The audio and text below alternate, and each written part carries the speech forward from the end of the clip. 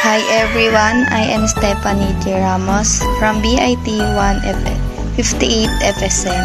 I will now discuss to you guys the four phases of bacteria. The four phases of bacteria are log phase, stationary phase, and lastly is the death phase. But wait, before we discuss these four phases of bacteria, let me ask you first what bacteria mean. Bacteria are small single-celled organisms. Bacteria are found almost everywhere on Earth and are vital to the planet ecosystems. Some emphasize can live under extreme conditions of temperature and pressure. The human body is full of bacteria. In fact, is estimated to contain more bacterial cells than human cells. So the first phase of bacteria is the log phase. Log phase means the period of bacterial cells growth in which the population remains constant as it adjusts to the environmental condition of the growth medium in which it was introduced. Bacteria are checking out their surroundings. Cells are very active metabolically. Shape of cells change very little. This phase lasts for hour to several days. Log phase, no increase in number of living bacteria, it's just a metabolic phase. So the second phase of bacteria is the log phase.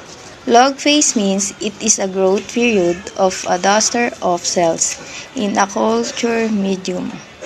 Rapid cells growth, exponential growth, population double every generation, microbes are sensitive to adverse conditions, antibiotics, antimicrobial agents. Graphs show the rapid increase in number of bacteria in log phase. To log phase, exponential increase in number of living bacteria. The third phase of bacteria is the stationary phase.